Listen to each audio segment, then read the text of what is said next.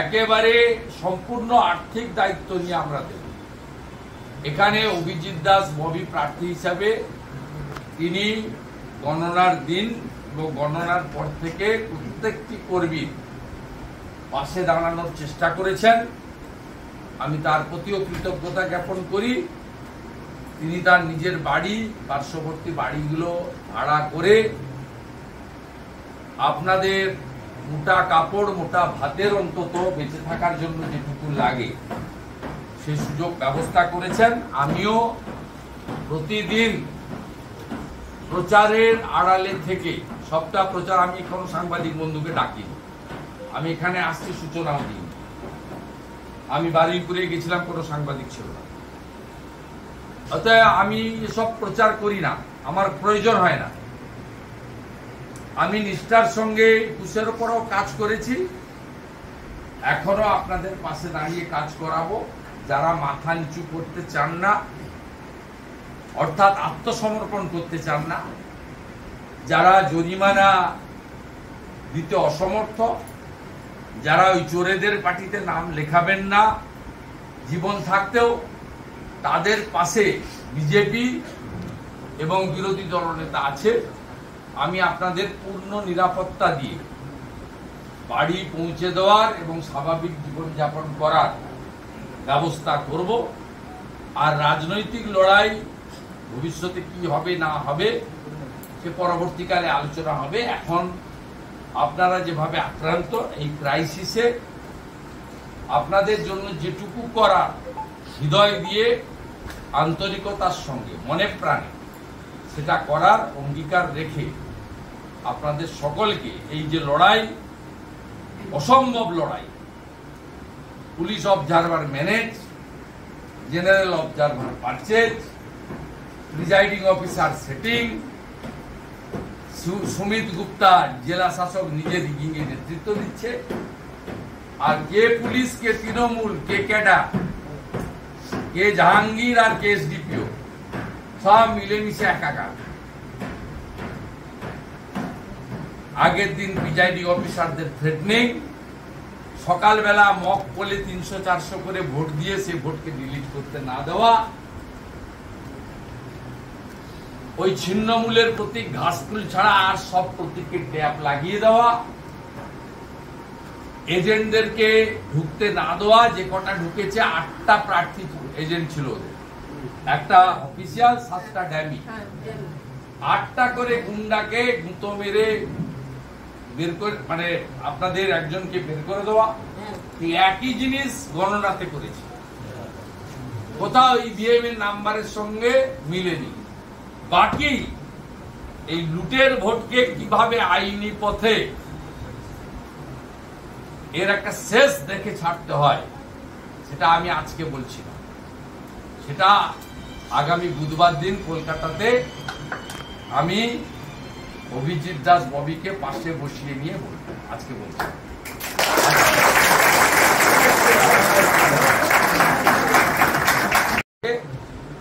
একেবারে সম্পূর্ণ আর্থিক দায়িত্ব নিয়ে আমরা দেব।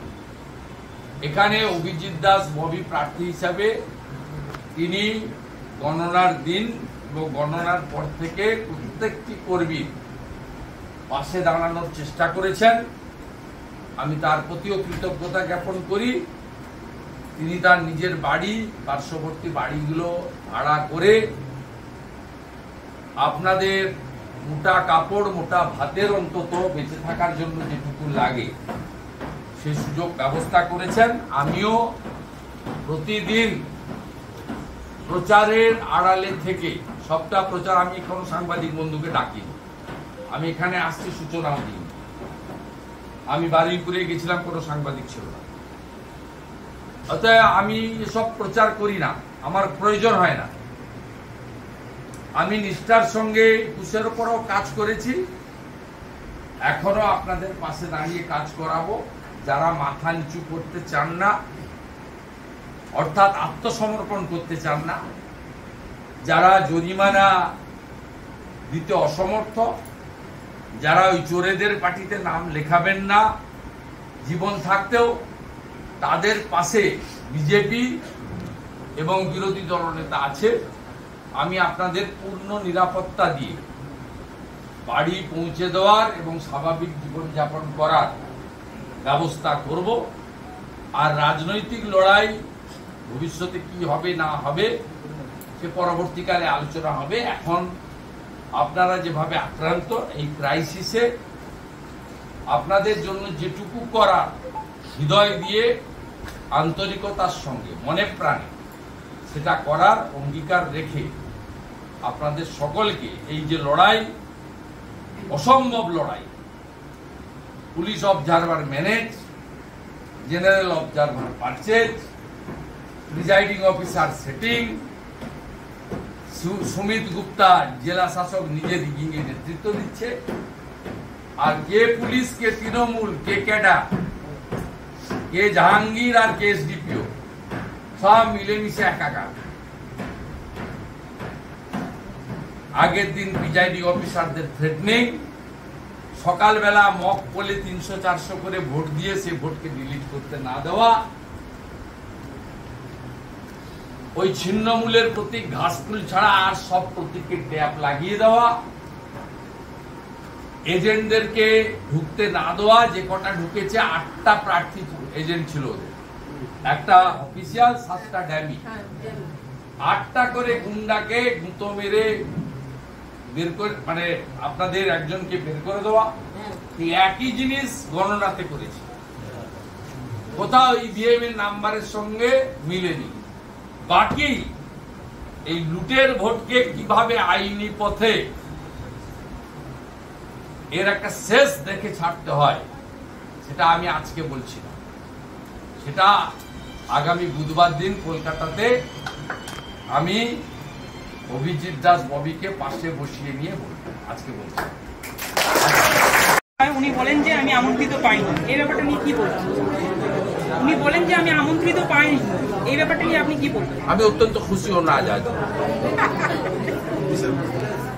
ওদের যে শুরুটা খুব ভালো হয়েছে, ওইটা গেলে শুরুটাতে একটু সুদ থেকে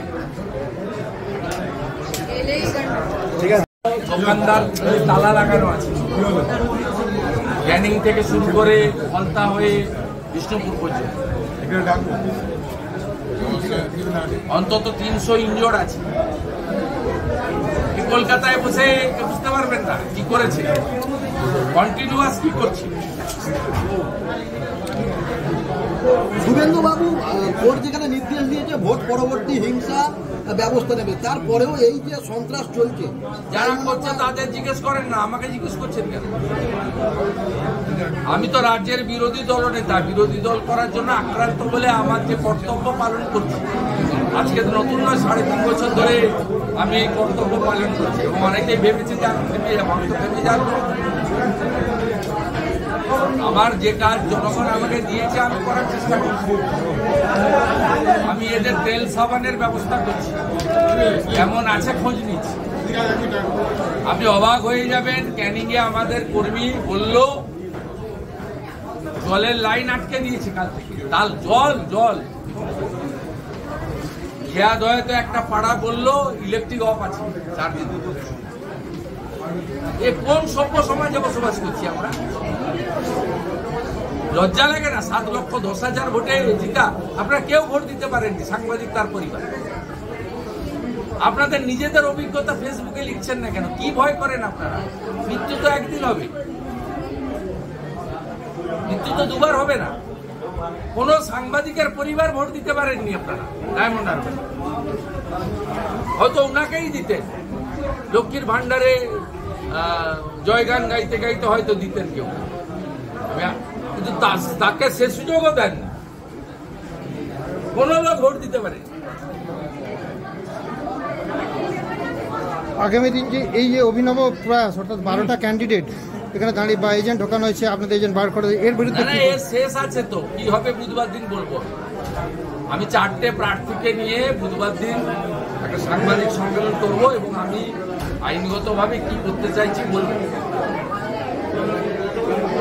আমি আপনার সবটা আমার ইচ্ছা বা চাওয়ার মতো হয় না, কিন্তু আমি অনেক কিছু করে দেখিয়েছি। আমি 5টা বললে অন্তত 2টো করে দেখিয়েছি। আমার ক্ষমতা অনুযায়ী। আমার হয়তো অনেক বড় মানুষের কাছে শুনে আমাকে মানুষের প্রতি বলতে হয় যে এটা করা উচিত, সবটা তো উচিতটা তো আমার হাতে নয়, সংবিধান তো আমার হাতে নয়। আমি তো সরাসরি নিয়ন্ত্রক নই সব জায়গায়।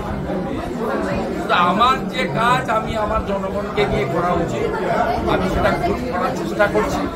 ও এখনো যে মহিলারা, যুবকরা তারা এখনো যে লড়তে চান, এটা দেখুন এইরকম একটা চটপাতা জায়গায় ঘুমানো কি সম্ভব?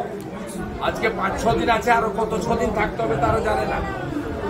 তবু তো এখানে তারা বাড়িতে যেভাবে থাকেন, সকালবেলা উঠেন, বাথরুম করেন, ব্রাশ করেন, চা খান, ঘরের লোক চা করে দেয়, এগুলো কি শিবিরে সম্ভব? এখানে সকলের জন্য যা হয়